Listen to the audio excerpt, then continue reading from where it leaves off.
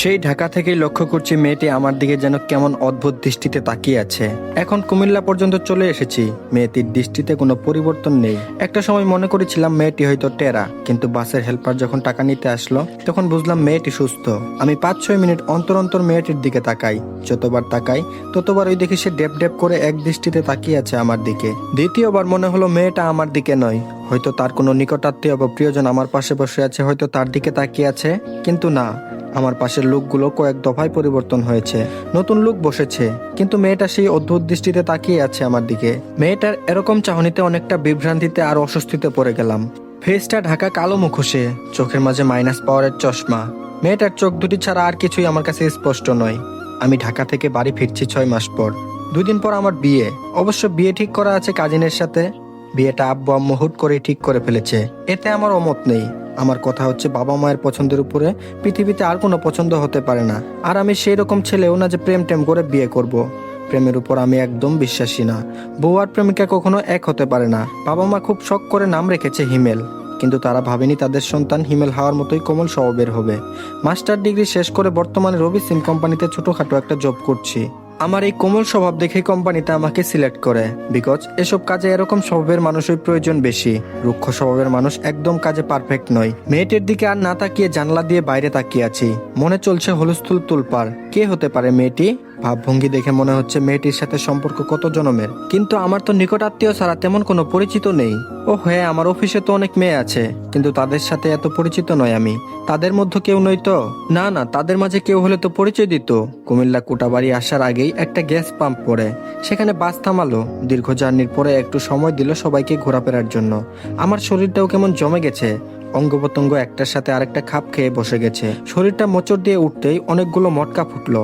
জায়গা থেকে হেলতে দুলতে বাস থেকে নামলাম। পাশে একটা কফি হাউস আছে, আমি এর আগে অনেকবার এখানে থেমেছি, তাই জায়গাটা আমার বেশ পরিচিত। শেষবার যখন 6 মাস আগে ঢাকা যাওয়ার পথে এখানে থামিয়েছিল, তখনের সময়টা আমার আজও মনে আছে। মনে হয় মৃত্যু অবধি মনে থাকবে। সেদিন ইচ্ছে মতো হেসেছিলাম ছেলেটার বোকামি দেখে।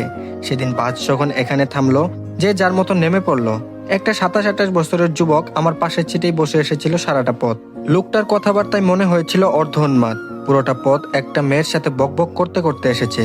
মনে মনে ভাবলাম, ওনার মতো কিছু পাগল যে কোনো সিমের গ্রাহক হলে বছর শেষে আমাদের বেতন ভাতা একটু বৃদ্ধি পেত।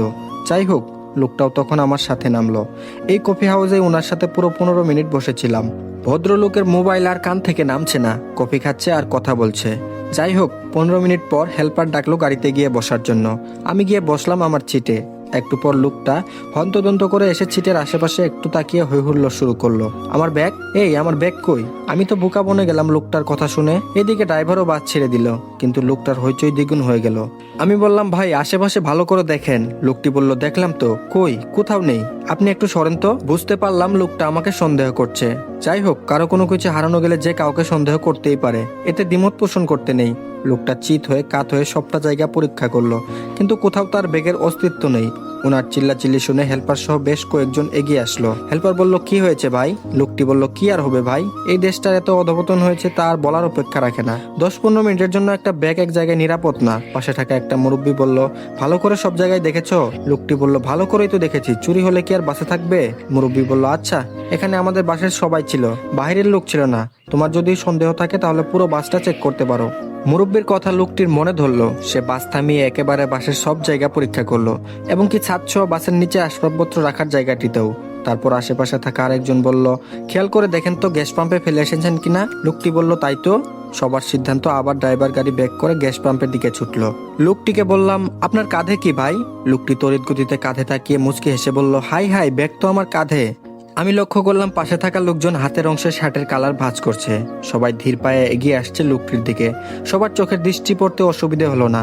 সবার মনে একটাই চিন্তা, কে আগে ঘুষি দিবে। যাই হোক, ড্রাইভার বাস থামিয়ে লোকটির কাছে আসলো।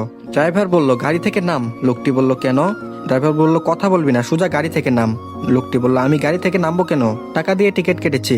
পাশে থাকা আরেকটি বলিষ্ঠ দেহের লোক বলল, কথা কইবি আর থাপ্পড় দিয়ে কানপট্টি গরম করে এলাম। কি বললো হুনস নাই? গাড়ি থেকে নাম। ছেলেটা বুঝতে পারলো এখানে তার পক্ষ নেওয়ার মতো কেউ নেই, এবং আমিও নই। যে পরিমাণ হ্যারাসমেন্ট করেছে তা বলার অপেক্ষা রাখে না। লোকটি যখন নেমে যাচ্ছিল তখন পিছন থেকে আরেকটি লোকটাকে ডাক দিল, এদিকে আসো। লোকটি রিটেন তার কাছে আসলো। সবাই মিলে তার কাঁধের ব্যাগটি তার থেকে ছিনিয়ে নিল। সবার মনে কৌতূহল, কি আছে এই ব্যাগের ভিতরে?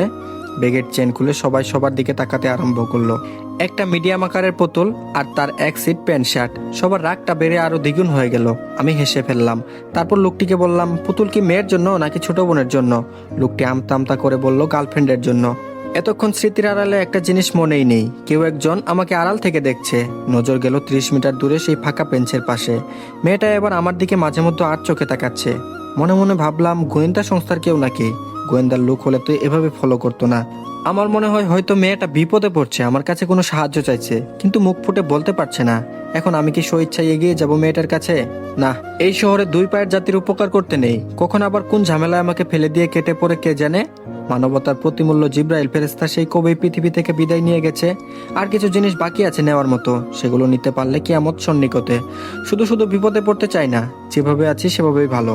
2 দিন পর বিয়ে, এখন একটু গুনে বেঁচে চলার সময়, বিপদ ঘাড়ে ডেকে আনার সময় না। হেল্পার ডাক দিল বাসে উঠতে। শরীরটাকে ঝাঁকি দিয়ে বাসের হাঁটা ধরলাম। মেয়েটাও পিছন পিছন আসছে। একই বিপদে পড়লাম ক্ষুধা, ছায়ার মতো কাকে সঙ্গী করলে? কুমিল্লা টু চট্টগ্রাম পৌঁছাতে রাত 12টা বেজে গেল। রাত বেশি হওয়াতে চোখ দুটো লেগে এসেছিল। হেল্পার আমাকে ডেকে তুলল। হঠাৎ মনে হলো সেই মেয়েটির কথা। চোখ কচলাতে কচলাতে বাসের বাকি অংশের দিকে তাকালাম। পুরো বাসটা শূন্য। আমি আর হেল্পার বাদে কেউ নেই, ড্রাইভারও নেই। বুঝলাম বাস স্টেশনে পৌঁছেছে। তবে প্রাণ ভরে একটা নিঃশ্বাস নিলাম। যাক, আপদ তাহলে বিদায় হলো। ব্যাগটা হাতে নিয়ে বাস থেকে নামলাম। রিক্সার জন্য দাঁড়িয়ে আছি। হঠাৎ লক্ষ্য করলাম